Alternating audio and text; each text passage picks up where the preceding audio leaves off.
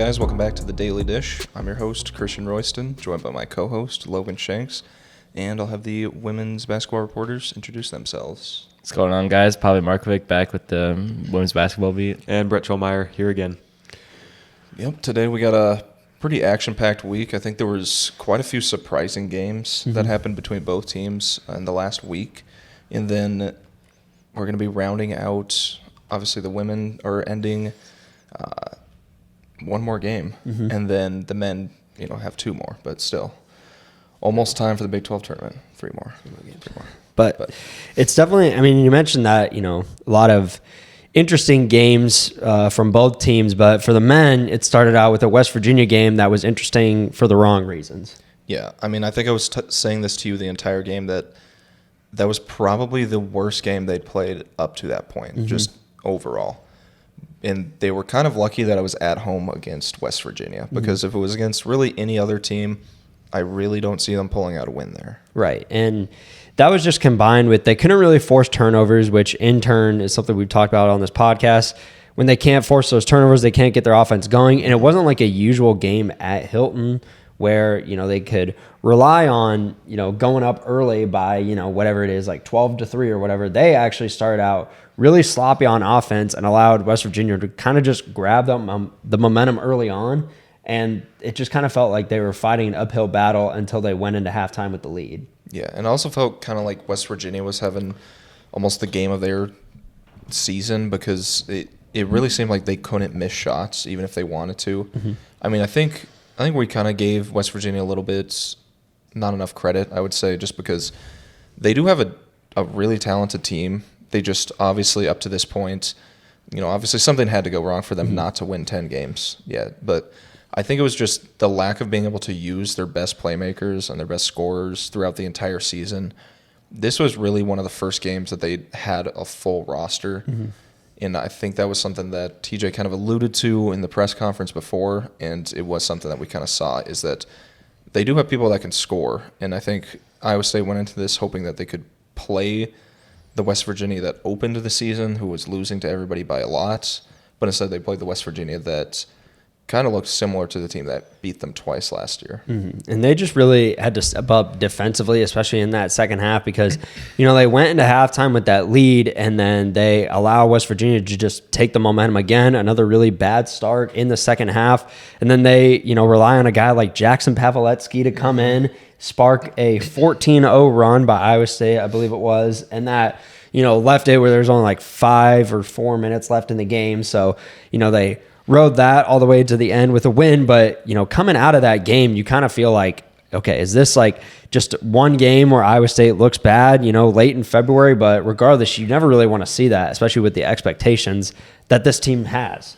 Yeah, and you talk about Jackson Pavletsky, I think just the story of the week has just been instant impact players. And that's something that they've kind of preached throughout the entire season, even leading up to the season. We're talking about these instant impact players that could come in off the bench and just give you that energy when needed. It was Pav in this last game, and then on Wednesday it was D-Watt. There's these guys. It seems like just the depth of the team. Anybody can come off the bench and really just provide spark whenever needed, because that was at the point where West Virginia had taken a lead in the second, which was something that I don't think I had on my bingo card, was West Virginia leading late in the game against Iowa State. Yeah, no, and it was only a 1-point lead, but you kind of really felt, not only the Hilton crowd kind of stand up and help out Iowa State a little bit, because for the most part it was kind of dead going into it. I think much like the players, the crowd, the fans, they thought that this was going to be an easy win for them. And honestly, looking back at it now, it's a much needed win, because you're going to want to get these bad games out of the way.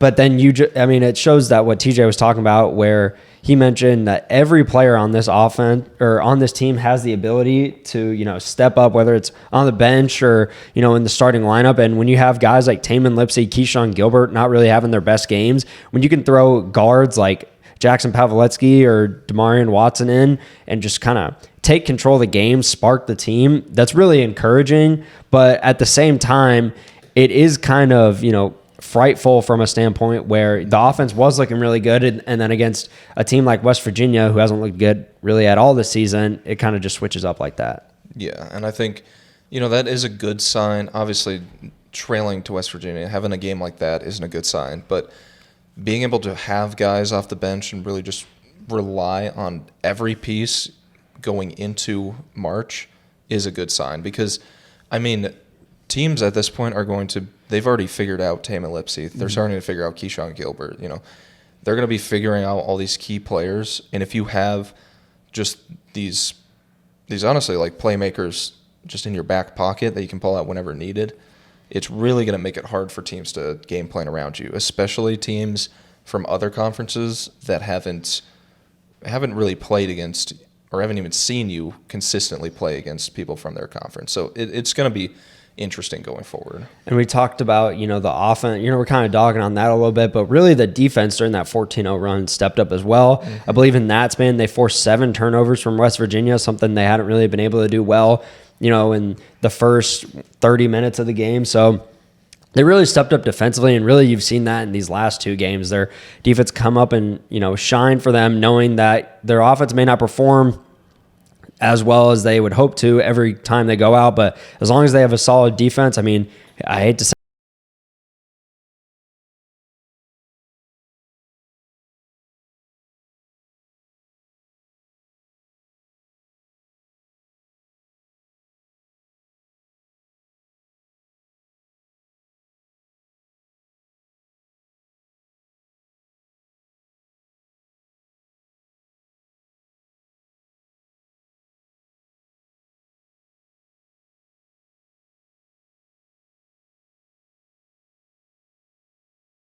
would get a shot off, and turnovers were getting forced consistently. West Virginia was just kind of put on their heels because of the defense. Right. And guys like Pav know that their time will come, and in moments like that, they know that they have to step up. And it's kind of surprising because Pav's one of those guys where he might play, 3 minutes in a game, and then he might play 12 minutes. And those 12 minutes is when TJ sees that he's working out, and that's why he plays for so long. And, you hit it right on the, right in the head of the nail, that he just played a great game defensively and kind of sparked the team in general. Yeah, and I think that was obviously the spark they needed, because this was a game that you really couldn't afford to drop, especially this late in the season. Mm-hmm. And, speaking of spark and momentum, I think the momentum that Hilton got near the end of that game, I feel kind of bled into how they really put the game away against BYU on the women's side. Mm-hmm.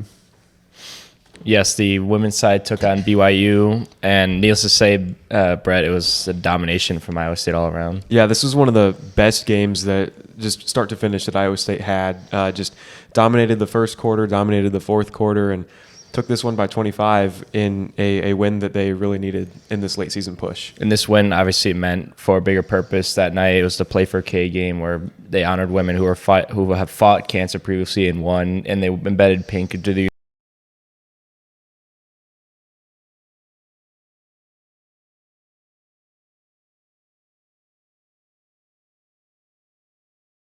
after post game, they were like, we only have to fight for 40 minutes tonight, and these women have to fight, for months, years on end with this disease. So the fact that they were, able to honor them and take home the win for them was really special. And I know they were especially happy to see Audie Crooks break a freshman record. She broke this freshman scoring record with, I believe it was 462 early in the first quarter from a basket, but still, seeing her continue to shine in her first year here at Iowa State has just been nothing but more than phenomenal. Mm-hmm. And then she's got a chance also to break that total over 500, be the first freshman in Iowa State history to score over 500 points, and she could do it this Saturday. But yeah, she was great down low once again, just that presence that Iowa State needed. And she fought with BYU's Lauren Gustin, a senior, and the battle that they had was pretty good the whole game too. Yeah, you could see it all game long. Even though Audie had the size on Lauren still found a way to be able to score on Audie. And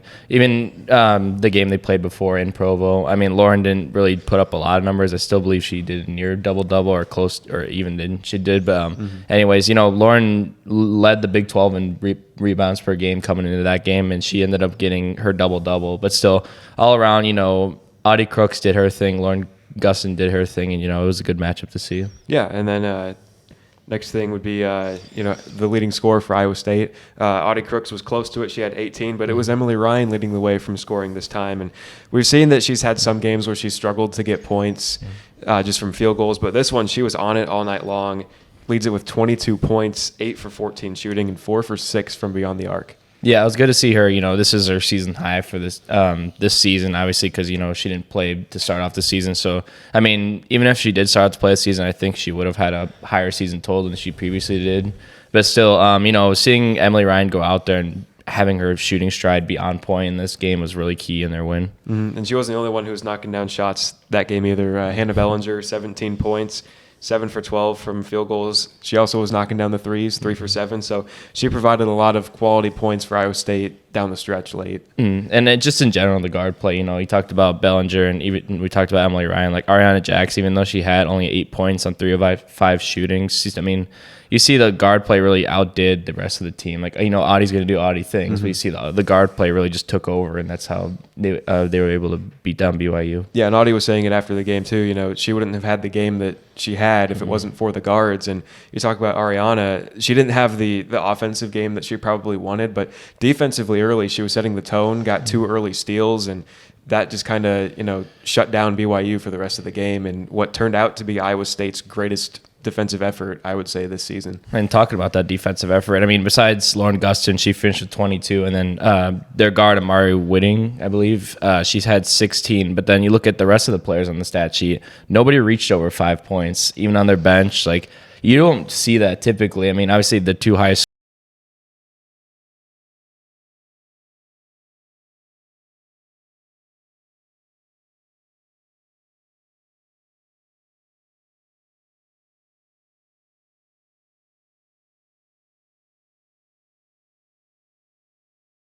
Yeah, it was a great night, Hilton all around. Obviously from the men's game that kind of bled over, especially with Play for K cause, and just a great night all around from Iowa State, get this big win. Yeah, and Iowa State, shot around 50% in the game, and they were out rebounded by 4, but that probably had something to do with the limited turnovers that we saw in this one. And we've talked about it all year. They've turned the ball over a lot. They have the largest turnover margin in the Big 12 of the women's teams, but they had their season low in this game, which was 9, which was nice to see. So they turned those turnovers into points, and then it allowed them to get set on defense again because they weren't scrambling in transition after turning it over. Following the doubleheader over the weekend, I think both teams kind of had some of their most impactful games of the season on Wednesday. Mm-hmm. Yeah, especially with it was another game for the Iowa State men where you thought if you thought West Virginia was just kind of a bump in the road, well, the road is a little bit more bumpier for them as they again came out against Oklahoma and just did not look like their usual selves. Yeah, saying that they had a cold night would probably be an understatement because I think there was near the end of it, they had missed like 17 of 18 shots. They were shooting. There was a point where Oklahoma had taken a 4-point lead, and Iowa State was shooting 13% from the field. Yeah, it was not good. For whatever reason, it wasn't like they were taking terrible shots. Just they weren't falling. You had some guys that they were trying to get going early. You could tell they were trying to get Milan going early, and they just weren't able to find him. Taman was, 0 for a while going through that first half. And like 0 for 7, 1 for 10. Keyshawn also just couldn't really hit anything. So you thought, who are they going to turn to now? They tried throwing Pav in there. I think he played like 3 minutes. Did not work out, but they found their answer. Yeah, I feel like the only person you could talk about in that game was Damarian Watson. He had kind of like a storybook game. Oh, yeah. You really couldn't ask for a better guy to have a game like that either. He came out in the second half. The entire first half, he probably played, I think, 6 minutes, had 1 rebound, 1 foul. About what you'd expect from him coming into into the atmosphere that it was. But that second half, it was just right away. It was his game. Yeah. He comes in, he goes perfect from the field in the second half to finish perfect from the field for the game with 15 points, and he needed 1 more rebound to get his first career double-double. That was the most amount of points he's ever scored in a game here at Iowa State in his second year with the Cyclones. And he just, what he described it really well is like he was just playing like him. Now players just say that, but he's like his coaches were just telling him cut to the basket. He's athletic. We've seen that from him. He wasn't just getting easy dunks, but he was getting inside. He got a corner three, and it was his night. And Iowa State needed it because there was a point where Oklahoma. I think they led at one point in the second half, or it was just still really close. And DeMar and Watson just came in and took over for the Cyclones to get the win. Yeah, and I've heard of athletes having like a flow state at times where it just seems like everything to them, no matter what they do, they're just hitting shots. That seemed like what was happening to DeMarion because it seemed like every time he cut, the ball would come perfectly to him. He'd get those layups. He got a dunk to end the game. He got, that corner three, although I feel like we shouldn't be surprised when he shoots threes because I think he's only shot 2 this year and he's made both. So technically Iowa State's most efficient three-point shooter. But yeah, it just seemed like everything was coming to him. TJ trusted him to just kind of be out there for, I think he played like 24 minutes, which was almost his most. Every time that TJ has needed him to step up, like when Taman was out during the TCU game, he has. And not only that, his ability just to be efficient while not scoring. He's been a guy that crashes the boards all the time. He had 4 straight offensive rebounds, right, which were super impactful because that was at the point where Iowa State comes out at the half and is still not hitting shots, and you're like, Oklahoma's starting to come back here. Those offensive rebounds, those putbacks, all those things combined, it just seemed like Oklahoma's never going to get back in that game. And in his final, when he got checked out at the end of the game, you felt the love from Hilton, who gave him a standing ovation because they knew, and that's probably the most, applause that he's received here at Iowa State. And I honestly hope he gets it because I think we just saw the potential that he has as a 6'7" guard. He's tall. He's got, like I was saying, he's out of this world athletic for someone that only averages probably I think it's 8 minutes a game before that 24 minutes. So, he just had a great game that really propelled Iowa State because, like I was mentioning, no one else could hit their shots. He finished as the leading scorer, and then behind him was Curtis Jones with 11, who also was not great shooting as well. So Iowa State was really lucky that they could rely on their defense and 2 guys really to step up to really change the game in these last 2 games. And now you're thinking, all right, well, you kind of got those out of the way. Now you're just Iowa State's just looking for that next game to kind of get out of this little funk that they've had offensively and not have to rely on their defense. Yeah, and you talk about the bad shooting. Credit to Oklahoma's defense. They were doing what they could to keep Iowa State off the boards. They weren't giving up easy layups, which when you aren't hitting your threes, you aren't hitting your mid-range shots, you kind of want something to spark your offense. Oklahoma wasn't giving Iowa State that early on, which is kind of why we saw, I guess, a lot of forced shots. But then, obviously credit to Oklahoma's defense, credit to Iowa State's defense. Because, they went into that game. TJ said afterwards he wasn't really expecting D-Watt to have a game like that. He was just kind of expecting it to be almost like a 1-2 punch on defenses, a defensively, one game. And it really seemed like that early on, and that's kind of what we saw against West Virginia too. If Iowa State's not hitting shots, they're going to still have a chance at winning games. They're going to keep teams under 50 points like Oklahoma. They're going to keep teams under 60 points consistently because they know that if they can just hit a few shots, their defense can carry them the rest of the way. These last 2 games have really been the best stretch of defense that they've had because you've had games where, they've forced nearly 30 turnovers and, against TCU. You've had games where they force, really bad shots and hold their opposing team to, a really low field goal percentage. These last 2 games, it was a culmination of all of that. They forced, a decent amount of turnovers. They contested on shots. They got rebounds. This is probably just their most fluent games that they've had. And, they can hopefully ride that moving forward as they just kind of get their offense back. But really, you had 2 games where you're just relying on your defense, and it showed why this is, a top 10 team in the nation where they don't need to score 60 points every time, but as long as they hold their, the other team to 55 under whatever it is. Yeah, and I like that you say that because, Houston obviously is, we look at them, the number one team in the nation now. We look at them as like the best defense in the Big 12. One of the best, maybe the best defense in the nation. And I think it was the West Virginia coach. He said that it was either the West Virginia coach or the Oklahoma coach. He said that they rival Houston. Iowa State rivals Houston on defense. And considering what Houston's done with just their defense, that's a good sign going forward. Yeah, and I honestly, when I forget what coach it was as well, but whoever said that, thinking about a rematch between Iowa State and Houston in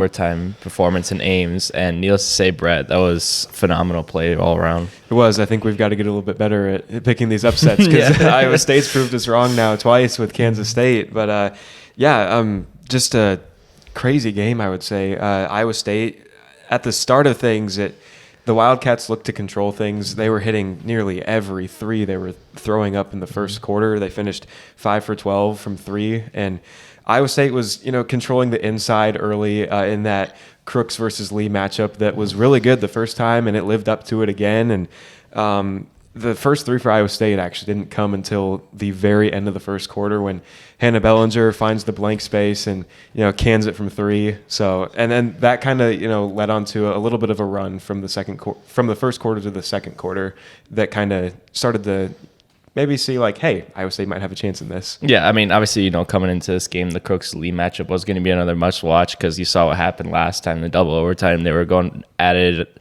all the time. And, even you find it interesting, the first quarter with that Hannah Bellinger three that ended it, it really, sparked their momentum going forward. Like, they outscored Kansas State 18-15, like they were outscored 18-15 in the first quarter, which is odd. Yep. But still, yeah, I mean, they were able to tie it up at halftime, and then you saw after halftime, you kind of saw this team before, like, they don't really like put their foot on the gas towards halftime, but that's usually when they're winning to maybe take it a little bit off. But still, you really saw them put their foot on the gas towards Kansas State, even though Kansas State was trying to keep up with them. They just couldn't end up keeping up with them in the end. Yeah, the third quarter performance was really, really great for Iowa State. That's when they started to hit some threes, but it's also when the foul trouble started to hit where, early on, about 2 minutes into the third quarter, Audie Crooks gets called for her third foul. Then Emily Ryan gets called for her third foul, so they have to sit out for a little bit. And then Nelly Notabu has to come in and kind of take over inside. And then she gets her third foul of the game. So foul trouble hit, and then that's when you started to think like, all right, this isn't great. Maybe Kansas State's going to start to get on a run, but everyone else stepped up and in a big way, and they were able to, manage that and take it into the fourth quarter and pull away after that. You really saw how this team really was able to endure in the face of the troubles. I mean, even with the foul trouble, they're like Audie Crooks not being on the floor didn't really help, because that kind of gave way to Ioka Lee really getting some more points up there. But you really saw like even Jalen Bristow came off the bench, 7 points, did not miss a shot on 3 of 3 shooting. And, just you're able to see like how this team was able to really gel together in these key moments, and it really ended up helping to spoil K-State again. Yeah, Bristow was in there, after she had some more minutes after Nelly and Audie got their third fouls of the game, and she banks in a three, which was big at the moment it happened. And then another possession later on, she ends up getting fouled, and Ioka Lee gets called for that foul, and she ends up getting into foul trouble later on. So then fouls are hitting everybody, and Ariana Jackson was up there in fouls too, but they just hung on really well. And that fourth quarter performance for Iowa State was one of the best fourth quarters I think I've ever seen from them this season. 26 points.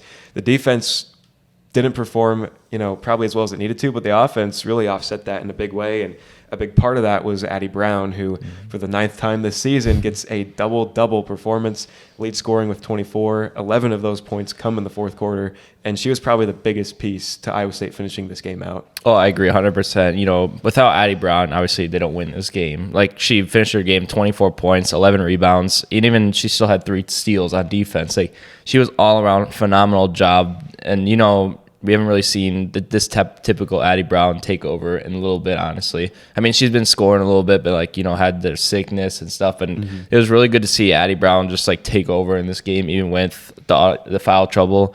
And, obviously she scored 11 in the fourth quarter, which really helped. And, the future looks really bright in terms of what we got so far. She might have had a little bit motivation because she was playing in her home state. She's from Derby, Kansas, wants to beat a team that she's probably been around for a while. And they came on a big night too. I mean, you look at this game when they entered it, Kansas State undefeated at home this year, 15-0 when it was senior night, and spoiled the party for Ioka Lee and the Wildcats. Yeah, potentially Ioka Lee's final game as a Wildcat. We do not know for sure whether she will come back next year, but still, I mean, if this does end up being the one, I'm glad that Iowa State was able to spoil it, and they just dominated K-State this year, which is fun to watch. And then this win in the bigger picture of things is huge because it probably solidifies Iowa State in a spot in the NCAA tournament now. They were kind of fringing of like an 11 seed, maybe one of the play-in games, but now I think they are firmly going to be in the field of 68. And it's a big win for the Big 12 tournament too, because Iowa State currently sits fourth in the Big 12 standings on a tiebreaker over Baylor, who Iowa State beat, and West Virginia, who Baylor beat. So now you go into this game coming up on Saturday against Cincinnati, and you're looking at a chance where if you win, you get a double bye in the Big 12 tournament. So there's a lot at stake this weekend. And I'd assume nobody really expected to see this from this young Iowa State team.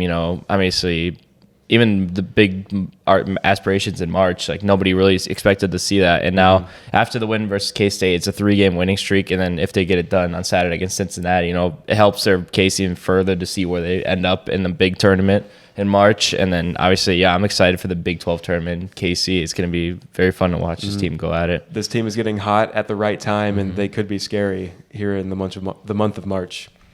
Yeah, and I mean that Kansas State game, I feel like doesn't really get any better than that. And I mean, we're kind of at the point of the year where we're almost, obviously we don't have that one day at a time mentality that the men's basketball team has. We're kind of already looking ahead to the Big 12 tournament. So before then, we kind of have just 3 almost, I want to say like gimme wins, but like you kind of have to win these last 3. Just end the season strong. No, yeah, for sure. And each game offers something different. Their game against UCF on Saturday, potential upset. UCF has done it before. They've proven that, they're not, they're, one of the worst, bottom 4 teams in the Big 12, but they have some solid wins on the year. And you can't count them out because, as you were telling me before this podcast, they're a really tall team, which will be challenging for Iowa State. And Iowa State is a bit of an offensive, hump right now. And then after that, a BYU rematch that they're looking to, get the last laugh at Hilton, and then go on the road to Kansas State, a team that is hot. Yeah, I mean, they're all 3 kind of like challenging in their own sense. Obviously, UCF has. I mean, most notably, they've beaten 3 ranked teams at home. I mean, they started the year off beating Kansas when Kansas was pretty high in the rankings. They then beat a ranked Oklahoma team and a ranked Texas Tech team, all at home. So Iowa State's kind of going into enemy turf where it's, as a ranked team, you're kind of on upset alert. Oh, yeah. I mean, you can't really count them out because, I mean, they do have a pretty talented team. I mean, besides the bigs, I mean, obviously Iowa State is still pretty confident in their ability to score in the paint. But besides the bigs, they also have pretty solid guard play. And, I mean, what Taman said is you kind of, if you can keep them out of the paint, keep the points from the, those big inside guys for UCF out, you really just want to force tough shots from the guards because, I mean, the guards, if you leave them just unnoticed, they're going to really have their way. Yeah, and UCF is one of probably the worst shooting teams in the Big 12, so kind of like you were alluding to, if they can force them to put up those shots and miss those, then I think this is a game where Iowa State needs to maybe lean on their defense less and kind of get their offense back on track so that when BYU comes to town, they can, get a win in the rematch because, that was the game before, that was Taman Lipsey's last game before, he sat out against TCU and then came back. But it was just a really broken, I mean, they just didn't really look, offensively put in that first game. So if they can kind of get a streak going now, going into the Big 12 tournament, that would be favorable for them. Mm-hmm. But BYU is one of the best scoring teams in the Big 12, I want to say. They've always been a team that can score, in the 70s and the 80s that can kind of surprise you a little bit. But they need to definitely cap off their season at home at least with a good win, considering, these last two haven't been great. And especially I'm assuming that's going to be senior night for guys like Rob Jones, Trey King. Yeah, and I mean, BYU is a team that you really can't count out because I really wanted to say that they wouldn't be good on the road, but then they just went to Kansas and gave Kansas their only loss of the season at Allen Fieldhouse. So you see that, and you see that compared to the fact that before that they went to Oklahoma State and they got completely destroyed by a Cowboy team that just wasn't that good. So, I mean, I guess it kind of depends on which BYU team is coming in, but if Iowa State, maybe they just kind of struggle against BYU's offense.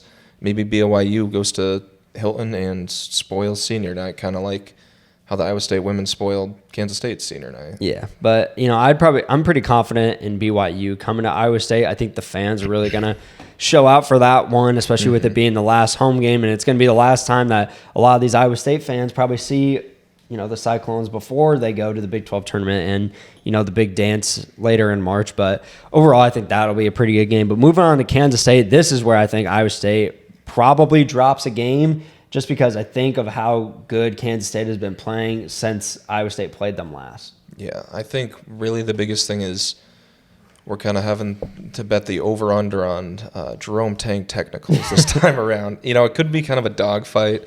We saw what happened the first time around in Hilton, but I think Iowa State's kind of proven their ability to play on the road. If they can fend off an upset from UCF, I'll be a little bit more confident going into Manhattan.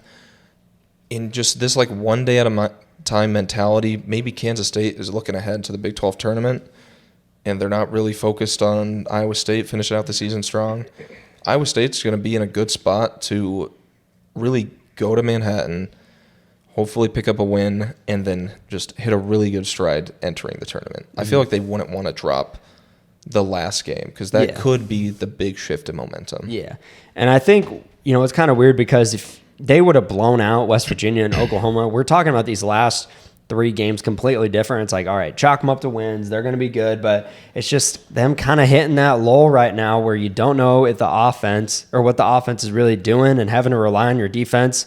And you don't want to have to do that heading into March, but we're going to have to see what happens because, they have a chance to really turn things around towards the end of the regular season here with some opponents that, in BYU, it's probably going to be a tough game. Same with Kansas State. But if they can really kind of take advantage of, a mid-afternoon game against UCF and kind of just handle business, then I think they're going to get back on track to just getting their confidence back up in general.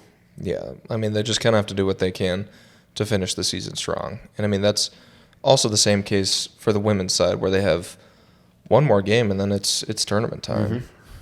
Yeah, one final ride for this young Iowa State team. Luckily, it's at home. They get to finish it at home against a Cincinnati team, that doesn't look appealing. But then again, you can't really rule out any team that comes into Hill and just in general. It's a game they should win, but, we'll see what happens. It should be a good one, though, for sure. If this game was in Cincinnati, I feel like I'd be a little more worried. But considering it's, in Hilton, it's senior night, Cincinnati hasn't really proven anything. They're, first year in the Big 12. They're 5-12 in conference games.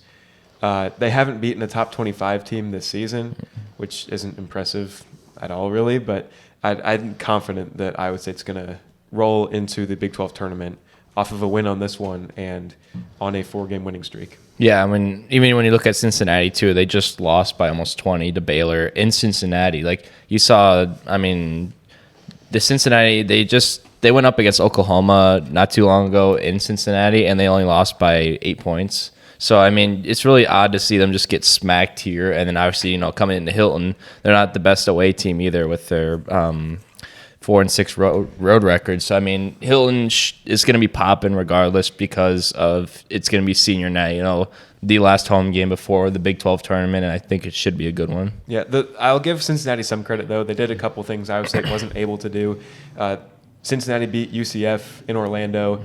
They also beat Texas Tech on the road by 12, which was pretty impressive because Texas Tech, they're kind of a sneaky team. So maybe there will be a shot, but I think Iowa State's going to prevail in this one. The thing that Cincinnati does have is they have a fairly tall lineup. They've got 3 players that are, 6'4", 6'5", but they don't really play a lot of minutes or have like too big of an impact. So I'm expecting Audie Crooks and Nelly Notabu to have a pretty big night in the paint again. Yeah, I agree. I mean, you should see it. I mean, Audie's going to do Audie things, and it just really depends on what Nelly does off the bench and however many minutes Bill sends her out to play. Yep. So, I mean, even looking further into this Bearcat team, they're one of the worst offense, if not the worst offense in the Big 12 with a 62.8 points per game average, and their scoring margins usually not that great either. So, I mean, even looking into their team, like there's only really one player that really caught my eye was forward Jillian Hayes. I mean, she's averaging 12.9 points per game and 8.6 rebounds per game. And then after that, there's no other player that's averaging double-digit points per game or not even close to her 8 rebounds per game. So,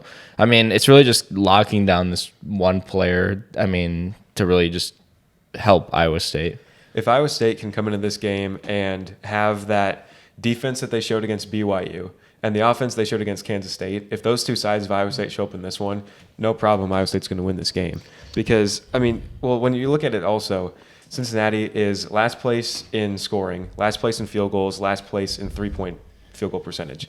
Iowa State's in the top 5 in scoring, and they're second in field goals and three-point percentage. So the scoring is definitely going to be on Iowa State's side, and the defense has been playing solid enough that they should probably hold Cincinnati to those numbers that they've been used to this season. And if Iowa State is able to do the job, I think you mentioned this before, but still, even if Kansas State has a matchup with Texas Tech in Lubbock, and if K-State is not able to get it done against Texas Tech, and Iowa State pulls it out against Cincinnati, they are the 3 seed in the Big 12 tournament, which is, just like we said before, at least we didn't expect this to happen. Nobody expected this to happen. It's just a great job all around. Yeah, I thought it was going to be kind of a middle of the road season, at best for Iowa State. But here they are with a chance at a double bye. I mean, all they need is to beat Cincinnati. And then, like you said, there is that shot of getting the 3 seed should Texas Tech upset Kansas State. But Iowa State could also fall to the 5 or the 6 seed, if Iowa State does end up dropping this game and Baylor and West Virginia win. So there's a lot of shakeup that can happen, different seedings, different placements in the Big 12 tournament. So I guess we'll just have to wait and see how this one plays out.